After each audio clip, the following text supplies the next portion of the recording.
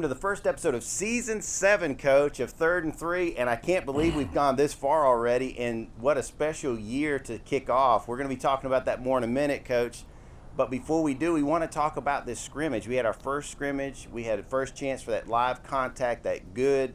You hear the pads cracking. I know it had to make you excited. Irish were triumphant. We got some good scoring drives, saw some good defense. What did you see out of the game? Well, any time your scrimmage comes out, number one, you want to get out of it healthy, and we did that. Number two, it's the first time for a lot of these young men they've been in a huddle where there wasn't a coach standing behind the huddle on the practice field. So when we get the film back, our communication on the sidelines, the communication of the coaches on the headsets. It's a learning experience for everybody, especially with the new staff members that we've brought in. I felt like penalties were at a minimum. We had one substitution issue where we had to call a timeout because we didn't get enough people on the field on a special team situation. But all in all, a tremendous night. Offensively, we were able to score 4 times. We missed an extra point early, but the young man came back. It was his first time being, quote, the starting kicker, and he knocked the next 3 through. Connor Daniel did a good job there. And then defensively, we got out of there with a shutout. But to their credit, Treutlen actually scored 1. Yeah, I've got to give Coach V his deal. The officials dropped the flag. They thought they were in an illegal formation. And I told Coach V when we looked at it, I think it was a legal formation. He did tell me their right tackle might have been backed up too far in the backfield. I don't know. But it probably should have stood. The officiating that we had the other night was neat. I think they brought 12 guys here. Yes. So they were using and training in a lot of first-year officials on the mechanics and the things, the way to run the game. And I think that's great. And as I mentioned on my TV show, Jay, if there are young people out there that really enjoy the game of football or whatever sport you enjoy, Georgia High School is making a major push.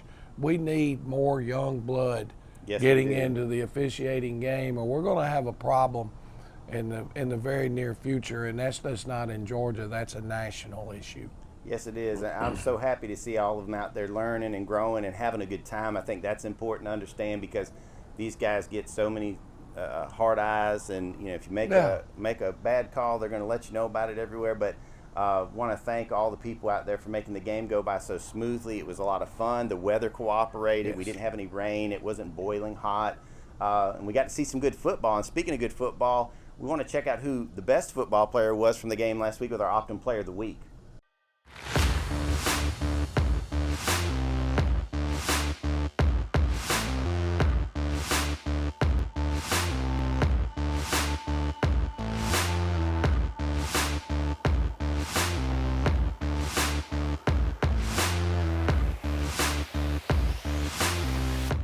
All right, Coach, Jaquarius, Cadio, whatever you want to call him, you said when you spoke to Rotary that there was a good chance he'd be coming out of the backfield from the running back position some. And to me, I saw just some great energy out of him all evening. Well, just a team leader, a good football player, plays about every snap of the game for us. And the other night he had 3 touchdowns. I mean, it's hard to pick out a player of a game in a scrimmage. But we had several young men play well, but I think KDO's night on both sides of the football would probably qualify him as our player of the game. I loved him scoring that 1 touchdown and looking like he was on the track. People forget he's a standout track performer too, and he crossed that finish line proudly. And just so neat to see everybody back out on the field. But, Coach, we've got a little break here before we have the kickoff to the season. We're not playing this week. We had our scrimmage this past week, but next week is a very special night of football, and it's about more than football, in my opinion. It's about tradition. It's about history. It's about celebrating all things Dublin. We're going to have our 1,000th game and the kickoff to our 100th season. I know you've been talking about that all year, pretty much since you discovered, hey, wait a minute, this is all adding up to a really special time. What does it mean to you as a coach to get to celebrate this momentous occasion with the community? Well, I'm proud to be the football coach at Dublin High School and have been since the day I got here. Now, the reality of it is I've tried to do as much digging as I can through the record books, and I think this might be the first time. There are 30 other schools that have played 100 years of football out of 700 something schools in the state of Georgia. Dublin ranks in the top 14 teams in the state of Georgia for the most wins in the history of Dublin high school football. I think we're number 8 on the list of most wins of schools that have played for 100 years. When you talk about 100 years of football, you know, one of my predecessor and great friend, Sam Bars, when I looked at it the other day, I'm entering my 21st season, and Coach Bars was here for 12. There have been 28 football coaches in Dublin high school football history. Coach Bars and I cover a third of that. Yes, you do. in the last 2 coaches that we've had. So I'm honored to be a part of such a great event as not only the 100th year of football, but the opening game of the season, yes, falling as the 1,000th game.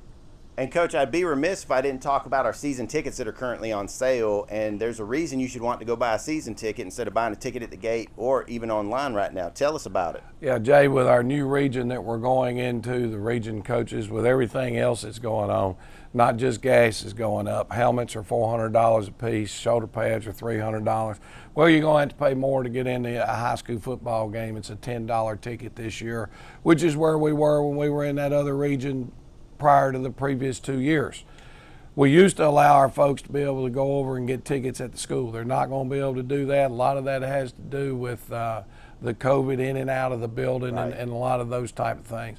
So if you're looking for an $8 ticket, the way you do that is you purchase your season tickets this year. And the season tickets are on sale at the Dublin board office. You can go by there as long as they're open and get your season tickets. It's $40 for the season ticket, 5 home games, $8 a ticket. So you can save money by buying your season tickets. You don't have to stand in line. We'll also have tickets on sale with the GoFan, again, so you don't have to sell in line. You can get your ticket in advance, but they're $10, okay? And they have a small surcharge. I don't know exactly how much it is that GoFan charges. You know, you can actually sit in our middle section, yes, you with can, a season ticket in the non-chairback seating area for $9 a ticket. That's still more than you're money, paying for general yeah, admission, and the chairback seats are $11. Wow. So you can sit in a chairback as opposed to walking up and getting a $10 ticket admission, yeah, when you pay at the gate. So we encourage you to reach out to the Dublin City Board of Education during their business hours. Go by, get your tickets in advance, and we'll be set and ready to go. And there's so much spectacle that's going to be around this game. It's going to feel like a college-like atmosphere. We're going to have tailgating happening all around the campus.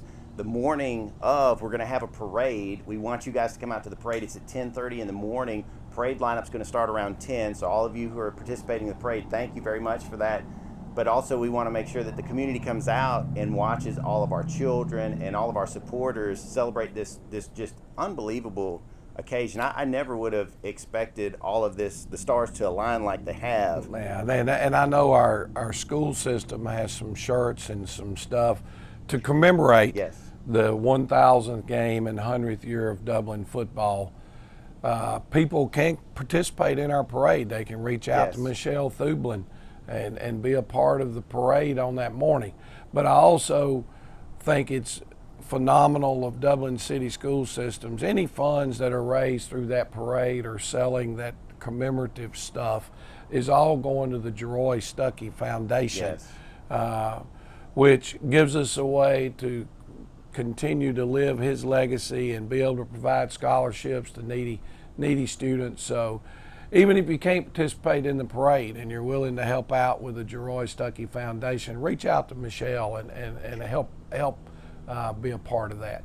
Yes, I can tell you right now, still during home games, I look up over here in this corner because that's where Stuckey would be. He'd be, yeah, in that corner, sometimes on the walkie-talkie, sometimes on the phone, sometimes with that grin that was just so infectious. So please do support all of that. And we want you guys to support our student athletes all season long, not just for this 1,000th, 100th, not just for the scrimmage. And we had a pretty good turnout for the scrimmage, I would, yeah, say, but we want you guys to come out and support our Fighting Irish. They've put in a lot of blood, sweat, and tears over the summer. We're hoping for a great season, new region, new everything. We'll be talking about that more in upcoming episodes, but we want to thank you guys as always for joining us on 3rd and 3.